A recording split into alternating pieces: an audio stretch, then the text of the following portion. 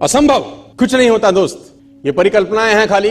और मैं आज तो आपको बहुत ईमानदारी से और 12 साल के तजुर्बे का निचोड़ निकाल के बता सकता हूं कि इस दुनिया में असंभव नाम का कोई शब्द होता ही नहीं है। इंसान कभी भी चंद्रमा पर नहीं पहुंच सकता, पृथ्वी विज्ञान की अधिकतम सीमा है।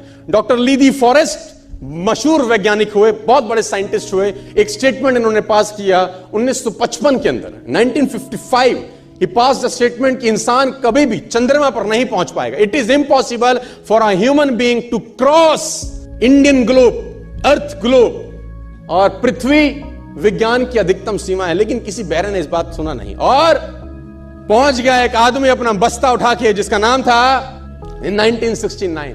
और उसके बाद तो स्पेस जर्नी ऐसी हो गई जैसे आप और मैं अभी पतिया और बैंकॉक चले जाते हैं।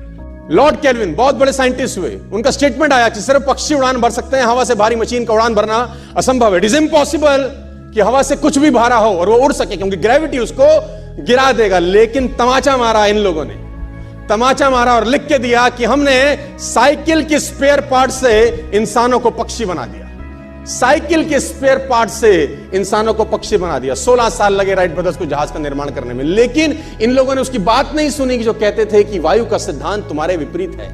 यह बात भंवरे को कही जाती थी कि भंवरा वायु के सिद्धांत के कारण कभी जीवन मोड़ नहीं सकता, क्योंकि उसके पंख उसके शरीर से हल्के रहते हैं। लेकिन भंवरा साला किसी स्कूल में गया नहीं आज तक। माई doctor told me I will never walk again. मेरे डॉक्टर ने मुझे कहा कि तुम कभी चल नहीं सकोगी।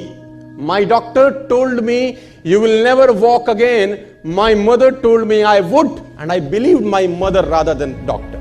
विल्मा रुडोल्फ एक ऐसी एथलीट हुई जिनको पोलियो